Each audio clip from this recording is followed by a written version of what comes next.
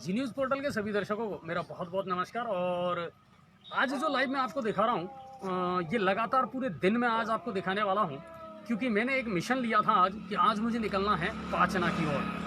पाचना का जो पेच है लंबे समय से चलता आ रहा है, लगातार आप लोग भी मांग उठाते आ रहे हैं कि साहब ये जो पेच है ये सुलझना चाहिए, और हम भी चाहते हैं कि बिल्कुल ये पेच सुलझना चाहिए। लेकिन इसको सुलझाने के लिए इच्छा शक्ति होना बहुत ज़रूरी है, चाहे वो ब्यूरोक्रेट्स की मान लें या जनप्रतिनिधियों की मान लें, कि कहीं ना कहीं उन्हें दिखाना पड़ेगा कुछ करके, तब जाकर के धरातल पर ये सपना साकार हो सकता है पाचना का। मैं इस वक्त खड़ा हूँ कुसाएं, यानी जब हम वजीरपुर से आगे निकलते हैं हिंडौन की तरफ जाते हैं तो कुसाएं के यहाँ ये वो नहर है जो पाचना से जुड़ी हुई है, लेकिन बरसों से इसकी कोख सूनी है साहब और सूखी पड़ी हुई है। उसका सबसे बड़ा वजह यह है कि राजनीतिक दंश में कहीं ना कहीं ये फंस करके रह गया है ये मामला, और अब इन नहरों में पानी नहीं आ पा रहा है। अगर इस पूरी नहर की बात की जाए तो देखिए, पहले गुलजार रहा करती थी, ऐसा नहीं है कि साहब इसमें पहले कभी पानी आया ही नहीं है। पाचना का पानी बिल्कुल आया है इन नहरों में और लोगों को फ़ायदा भी मिला है। लेकिन अब बरसों निकल गए, लेकिन इन नहरों में दोबारा से पानी नहीं आया है। मेरे साथ कुछ लोग मौजूद हैं जो लगातार इस संघर्ष में जुड़े हुए हैं, जिन्होंने लगातार इस मामले को देखा है। सर आप आइए और मेरे साथ ज्वाइन कीजिए मुझे। सबसे पहले तो आप अपना परिचय दीजिए।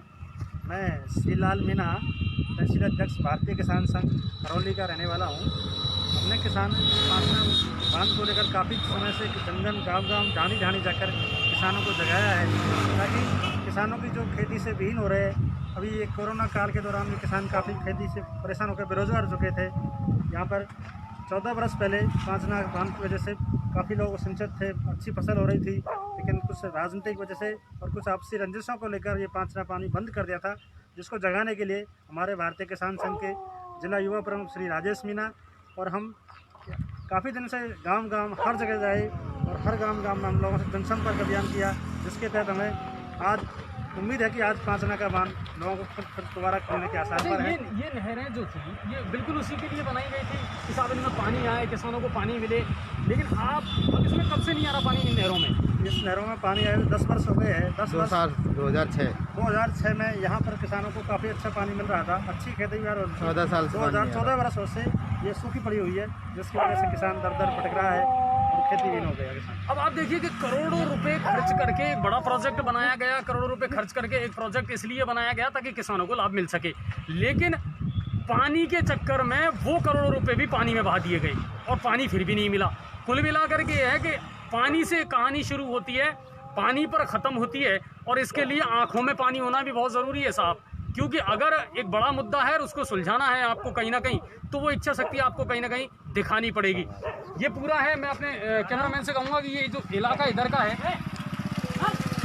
सड़क से उस और का, वहाँ भी आप दिखाएं। ये नहरें जो हैं, और जैसा बताया गया कि साहब 14 साल से ये जो नहरें हैं ये सूखी पड़ी हुई हैं, किसी तरह का कोई पानी इनमें नहीं आया है। जो थोड़ा बहुत आपको नज़र आ रहा है ना, चंद बूंदें, ये तो बारिश का पानी है साहब। बाकी आप देख लीजिए झाड़ झंकाड़ इनमें पैदा हो गए और लगभग पूरी तरीके से ये नष्ट होने की कगार पर हैं। इनकी दोबारा से मरम्मत भी होगी, सफाई भी होगी, और तब जा कर के ही शायद पानी इजीली आसान तरीके से किसानों तक पहुंच पाएगा, उनको मिल पाएगा।